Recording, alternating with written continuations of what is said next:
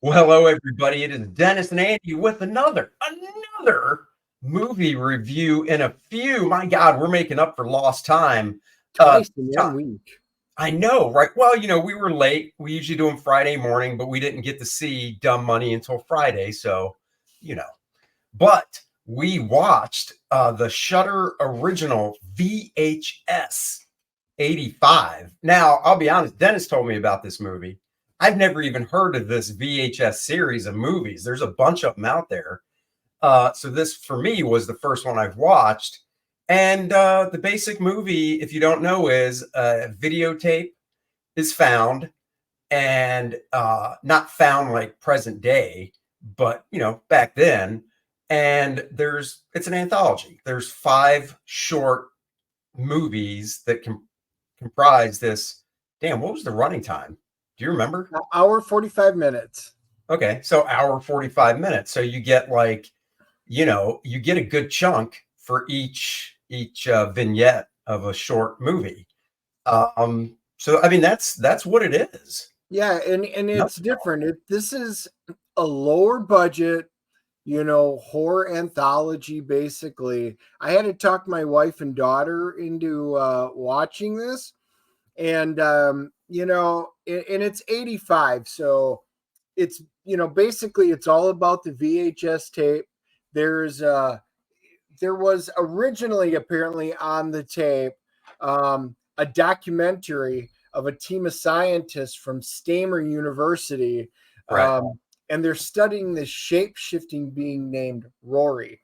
And so Rory, so there's a segment you get an introduction, like a prologue into it, and then it does its little tracking issue, because it's taped over the top of it, and Right. then you get this video, and the first one is called No Wake, and it's basically where seven friends they go out to this lake and they do this neat little job of going through, and they're uncovering the name of the lake, and they're going boating and skiing, Yeah. and Yeah. some gruesome stuff happens. Yeah, and everything in this movie is, I mean, it's a Shutter original.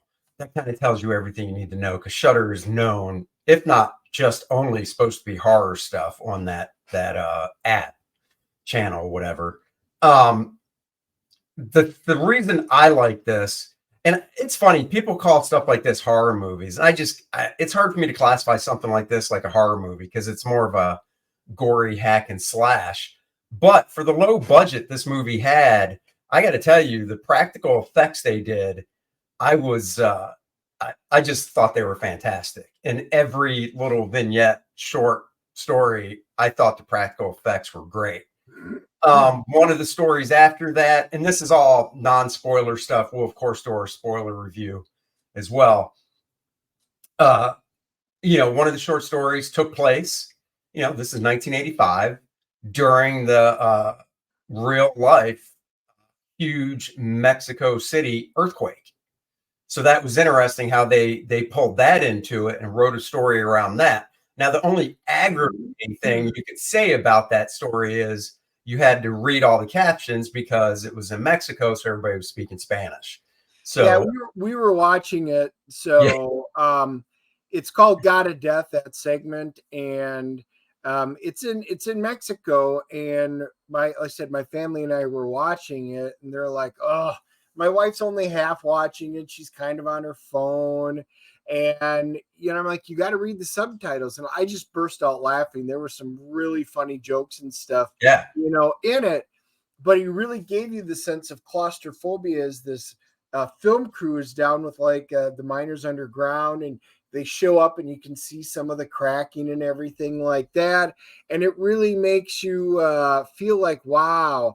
And then they're in 85, so we're sitting there, and then at the very end of it, and I'm like, there really was an earthquake in 85. And then there's a reporter at the end, and she goes, wow, this is a terrible day, and she gives the date.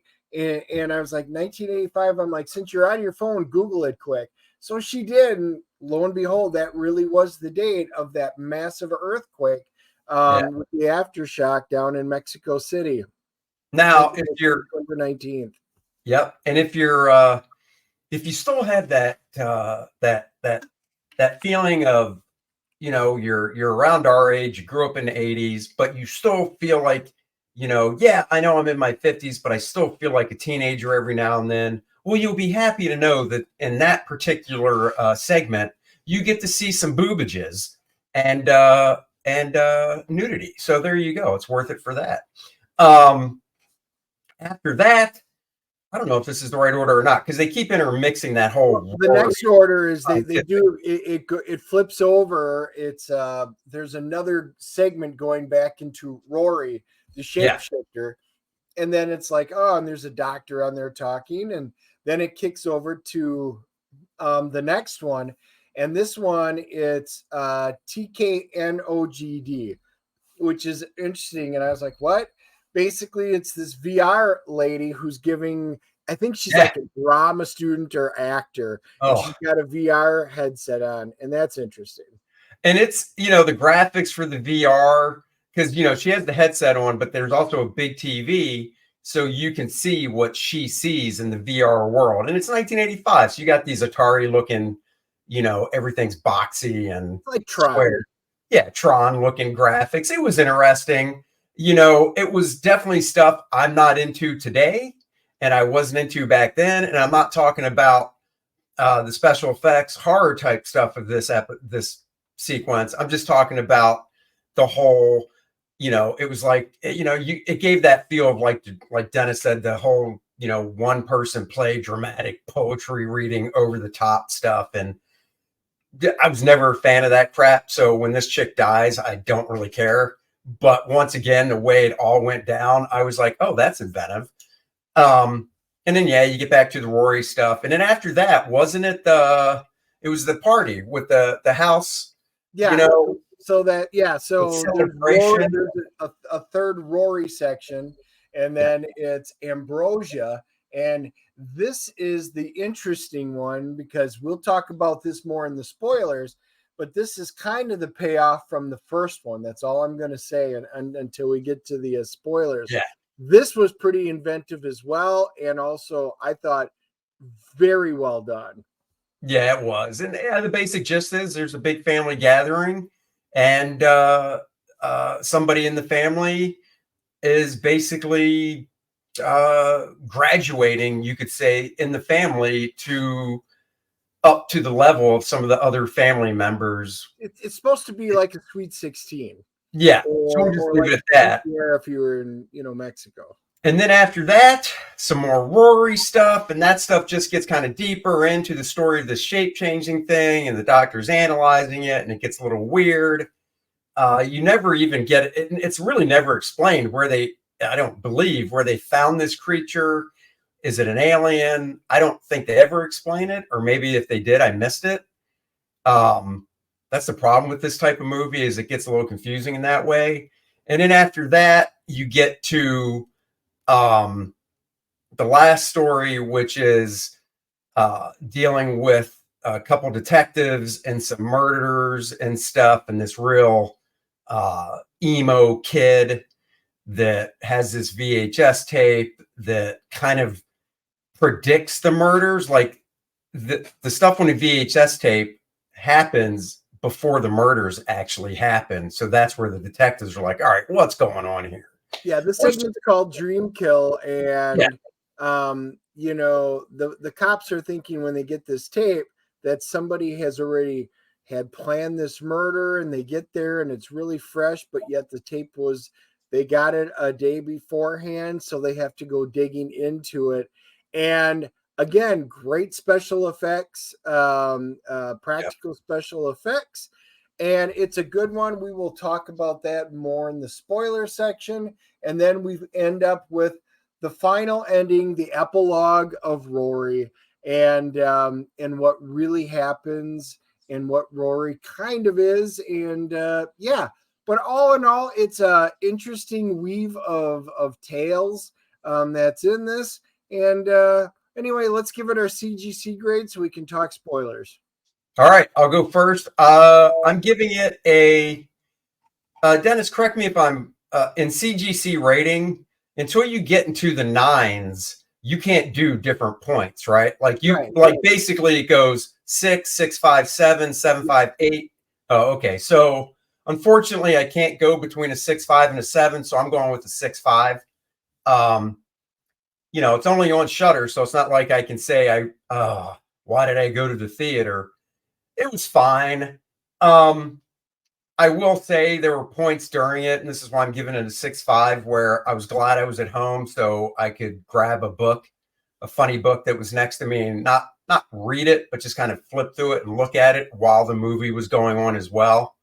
So, I was entertained, but the biggest problem is, like I said in the beginning, Dennis and I look back, there are a lot of these VHS movies.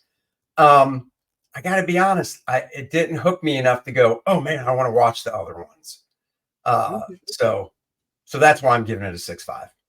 I am giving it a 7.0. I guess we're in the ballpark of one another. I thought it was fine. My family wasn't nearly as excited about it, and they can't believe I made them watch this. And I was like, but there were parts I liked the filming of it. I said they did a lot with the glitches and tracking, and I think they almost did too much of it because there were a few points where it actually took me out. I thought a couple of the stories were just fantastic. Yeah. And the other ones weren't bad. I mean, I know people don't like to read subtitles, but for the Mexico City earthquake one, that it was good. Well, you had to. I enjoyed it overall. I would probably watch 94. That may be the one if I'm going to grab one to watch. I've heard that's really good. It's not one I've seen, so let's just take a look. It looks like IMDb said I usually think they're about a point under. They're at a 5.7. So, that's about right. Usually about a point under. And Rotten Tomatoes, the critics are giving it a 73. The audience is giving it a 71. So look at that. Right on track again. We're kind of in that ballpark with everybody else. All right, guys, you know what time it is. 3, 2, 1. If you don't want to hear spoilers, thank you. Like and subscribe and share. Hit the notification bell. It is time for spoilers. So my favorite one out of all of them was the first one. And, I don't know if that's a consensus. I would really like to know if we could get the majority and find out who's everybody's favorite was. It would kill me if everybody said the first one, because usually you do want to start off strong, but you also want to finish strong. And I don't think the finish was that strong of this. So the first one, we were saying it takes place on a lake with these 7 friends.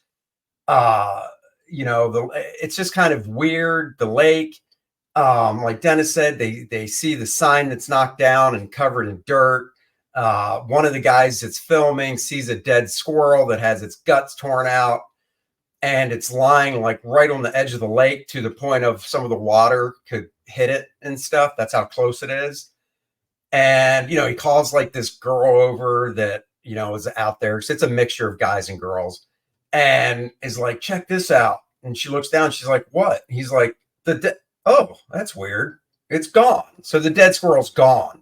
And it's not like there's a current, it's not like the ocean where it comes in and out. So you're right there. You're tipped off like, oh, what's this all about?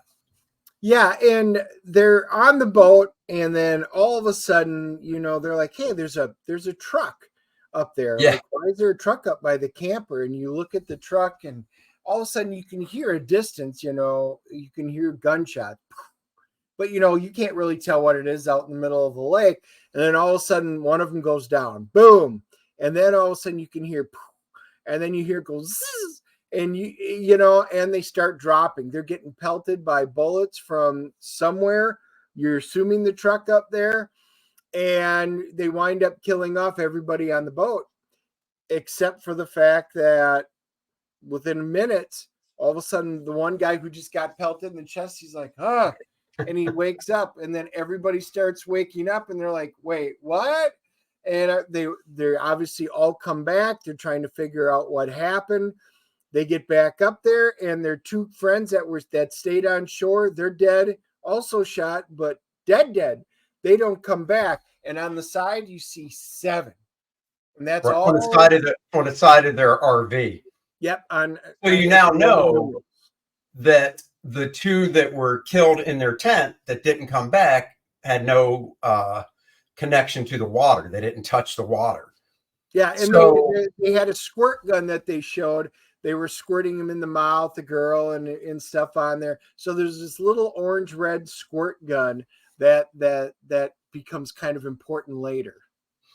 A couple of the effects that were good is the best one was this one girl, and they were all shot with a bolt action rifle. So it wasn't some, small handgun or anything. And 2 things I thought they did really well.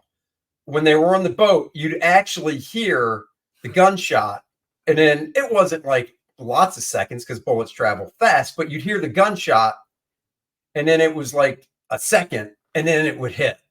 So it was cool. It wasn't just like in a lot of stuff where it's like gunshot, boom, automatic hit. So that was cool. But this one effect, one of the girls got her lower jaw almost blown off, and she was like having to hold it up and stuff.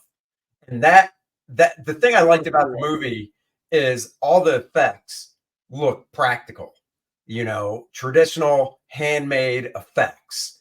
So even like squibs and stuff exploding out. So I thought that was really cool. We'll talk about the Rory stuff in one chunk. So then the Mexico City stuff, they're trapped underground and stuff. People are just kind of, freaking out. You can almost say getting possessed. And once again, good practical effects. This one guy gets killed because of, the earthquake, and he has like 3 or 4 pieces of that big, thick rebar just jutting through him. And the thing is, what I thought they did well is you actually don't see where he falls back and it pops out. You see the after effect where the guy's leaning against, the concrete wall and the rebar is already there. And I liked it because that's such an easy effect to do. But they just pulled it off so well. I mean, it's in a world of so much CGI and stuff like that. It was just really nice seeing, practical effects where people are actually having to get their hands dirty, get in there and think of ways. They did a nice job because they're underground, and all of a sudden, as the earthquake's coming and they keep moving further in, trying to be protected. And then they get into this little chamber, and then you can see the walls are made of skulls. And then there's a statue to an ancient Aztecian god that's down there. And that's where this kind of makes a big change and kind of goes interesting. I thought it was a good segment. My family members did not. But then again, you really had to read the dialogue to fully appreciate it. My wife couldn't get off her phone. So I think that's on her. I thought it was a good segment. Yeah, it was fine. Yeah. And the third one is the virtual reality one. I actually thought the effects this was very straightforward. Once she started calling out the name of the VR techno god person, I'm like, oh, yeah, he's showing up and this isn't going to be good. So, I mean, this was straightforward, nothing out of left field. But I thought it was really neat the way that they did it, because as you can see the god ripping into her on VR, the digital, it's like Lawnmower Man. That's what the effects I told my wife was.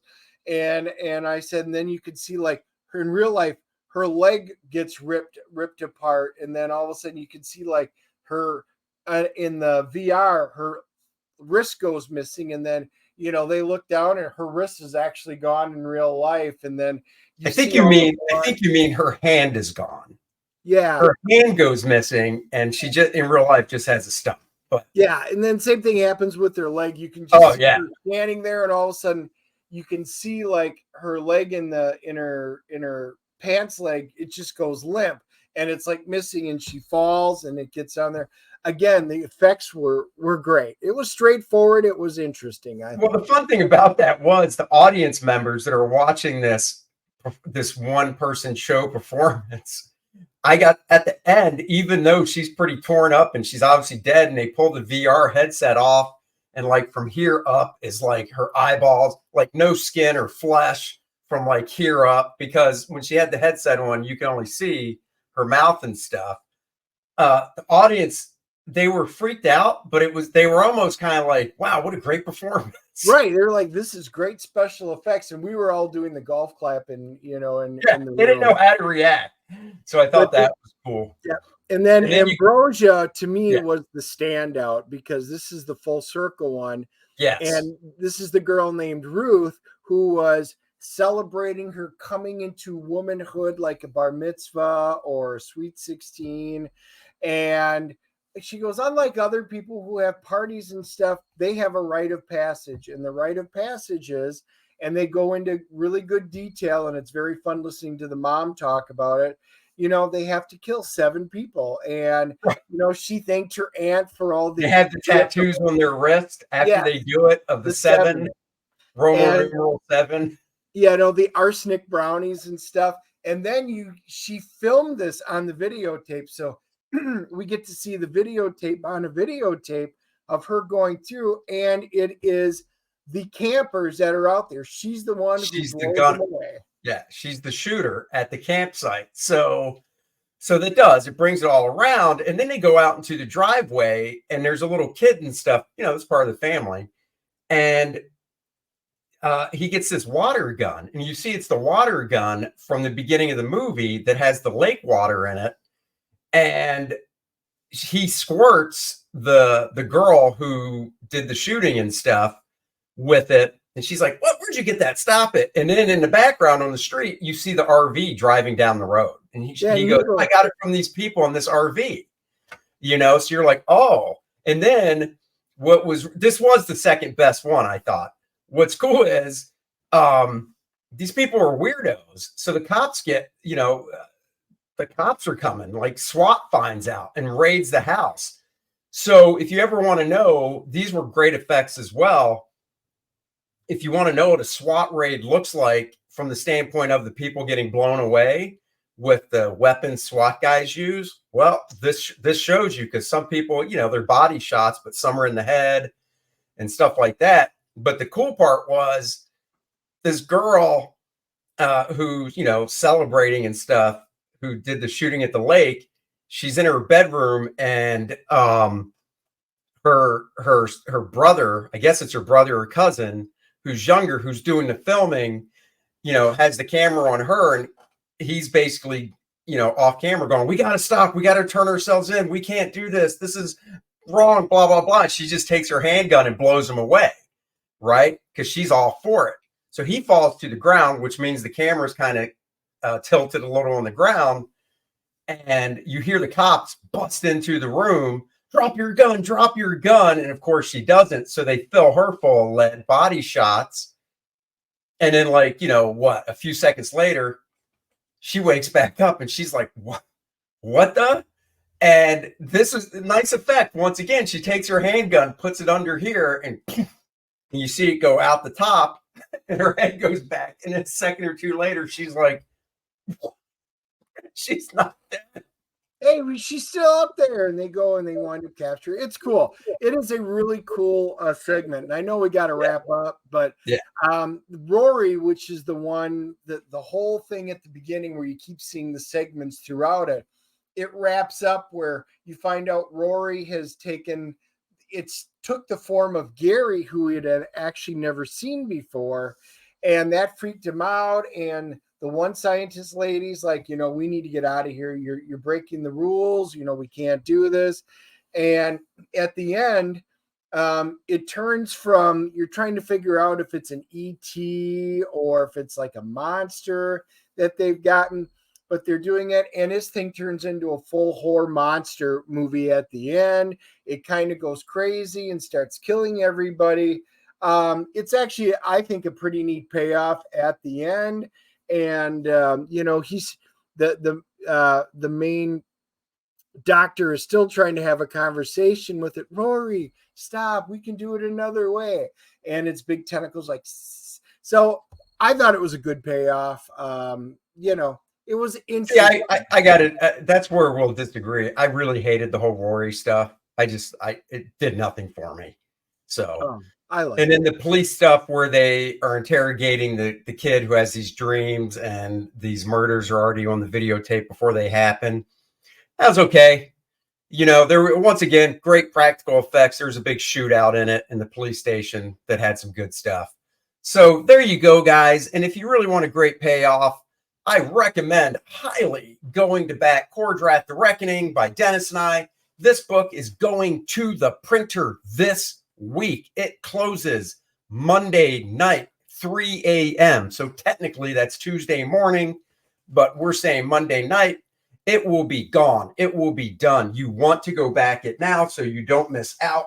You can get this beautiful game module that Dennis made right here. It'll come in, of course, a nice bag. The cover comes off real quick before I show it, because I do want to show it quickly. We are at, and I already did the math, so I can pull it up here real fast. We're at $96,257 with the total of both campaigns. Once we hit $100,000, we will be adding the 4-page Bud Root story that is colored by Dan Lawless. You can see the pages and stuff on the campaign. The link is in the description below. If you like barbarian action, you will like this book. It's like Conan dumped into a Game of Thrones type world. So guys, we are only $3,743 away from adding this story. We are right there, guys. So go back it. And last but not least, like I said, excuse me, Dennis, as I do this, get the game module. Dennis spent a lot of time working on this module. We really want to give it that old school retro D&D feel. And one of the things behind that is the cover actually comes off. It is not stapled to the interior, so you can put it on your desk like a shield as you're DMing the game. 20 pages of a brand new story that Dennis wrote, totally laid out to give you that retro feel like the old game modules. So go check this out. And, you know, honestly, this will probably be, until the closeout stream, our last one. So big thank you to everybody who backed the book and supported it. It's been a year-long journey, and we're really thrilled to get the book to the printer and into your guys' hands, because we should get them back from the printer mid-November, so we can start shipping them out in November, like we said on the campaign. So thank you guys so much for backing the book and believing in us. Really appreciate it. We do. We really appreciate everything, and we will keep doing the movie reviews, even as we're fulfilling Kor-Drath. So, guys, just stick with us and make sure you subscribe to both the DNA and Andy Smith's Art channel. That's right. We'll be back Wednesday, 3 p.m. with Doja-kun Comics and Clint Helinski, talk about their new campaigns. Until then, enjoy the rest of your day. Bye-bye, everybody.